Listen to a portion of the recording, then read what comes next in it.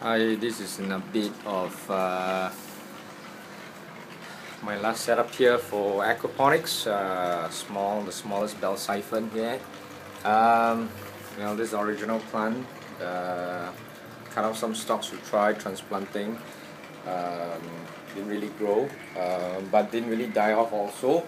There's some brown leaves here and there. And you can see that my rosemary seed has died. We'll remove that in a while. Some of the fishes there are still okay. 9 fishes left. So basically they serve nothing more than a biological filter. The plants couldn't grow because there's too much water, as you can see over that side. The bell siphon doesn't work now. It's just trickling, doesn't kick in. This is my new setup, which is also an ebb and flow.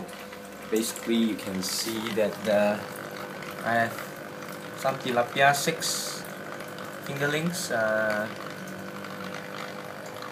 One died after being chased out. New tank. The same for what palm. I bought another one here. Pump the water up here and into this green inlet. It goes up into this U pipe. And you can see what actually happened is the water will climb up, as you can see over here. Basically it's also another bell siphon, but you can see over there there's this U-shaped siphon which goes down back into the tank. Alright, as you can see, this one over here is just modification. Now the advantage of doing this is if the plant is diseased, it doesn't spread like that one, okay, but that one doesn't work. Very hard to control the gravel and the volume of water going through. Over here we have one problem also. You can see there's some leaks here. I don't know whether I should super glue them, but it's a very simple piping. It's the smallest that you have seen. Ebb and flow, or sorry, ebb and flow, and a flood and drain system. So what actually happens is, as you can see, the water filling up here and over here. Right, and you can see over here, there we have chicken. Right, see the water over that side. From this angle, the water is pretty dirty. I think tilapia can survive, quite hardy fish. Let's see how you breed this thing here. As you can see, this is roots are well covered. There's a little bit of roots. This is bought from cold storage. $3.30 bezel. There's a kick out there. Now you see that I have to put this thing high a little bit, but it's adding pressure, and there's a little bit leaks over here. Right, and leaks all over where the green pipe is. There's some leaks over here as well. Over here. Right, very small, very slow leaks, like maybe perhaps 3 days you see a big patch of water. Other than that, I'm just hoping the filler to stabilize. Now to kick out, you can see that this pipe is slightly higher so that the bubble will actually, as the water drains down, right, the air will actually goes in there and break the siphon. And it is a U-shaped siphon. Initially I put some rubber bands over here, these two, to tie these two together, but it doesn't work. I think there's a king there. The king is actually now removed. Alright, and you can see we have it's flooding the plant to the base of the plant over here, around there. Right. The beauty of this thing is I can take this pot and move it somewhere else. But this is just a proof concept. There's a smaller one where I may do a stem cutting. Right. Sorry, a bit lazy here. Yeah, where I may do some stem cutting here. So basically, hydrotons here. Right. Yeah, I can't put so much pressure because I need the air pressure to actually push the water down. You can see there's a little bit of wetness in the green pipe here. And this is the latest. Again, proof concept, there's some fish water over here. Basically made out of PET bottles.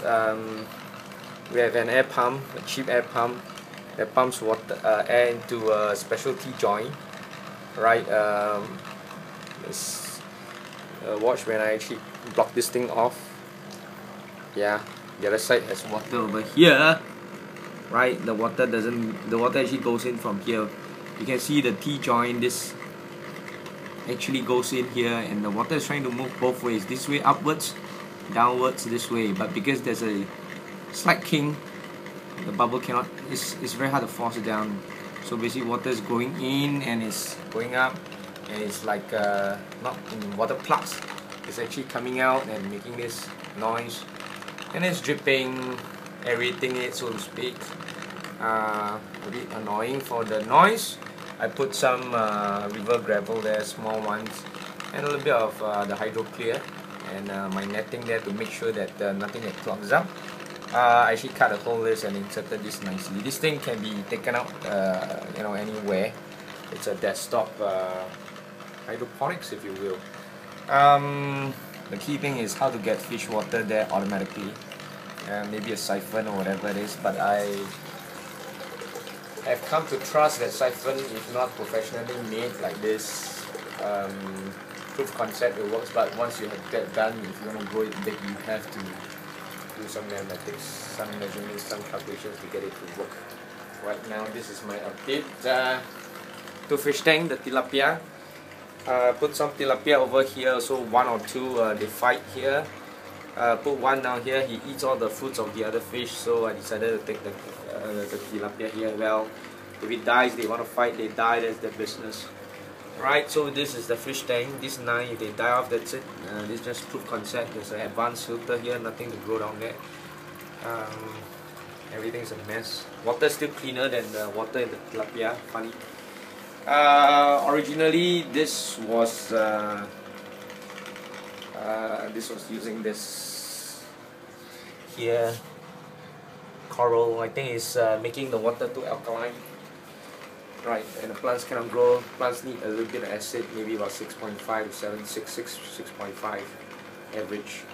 You can see the basil, some of it is growing out. My original oregano dead. Couldn't grow the roots. Didn't quite know how to do it also. I don't have great fingers, but anyway, this is my latest. If this thing work, it will be a desktop hydroponics, where you can, instead of using fish water, if you like fish, you find it's messy to do fish. My fish is also just proof concept. I'm not really keen to do fish. You know, I'm not a fish person here. But my tilapia has been growing. I'm expecting it probably about, well, if they become 4-inch, I'm just gonna cook them and eat them, just to prove that they can survive that long. And the key thing is to see whether the plants grow. If it doesn't grow, something's wrong. Well, this all resulted from my second son's science project for terrarium. Ended up I'm doing a lot of this crazy things here. So you can see in this corner here, that's my hydroponics. We'll update as anything happens. Thanks for watching.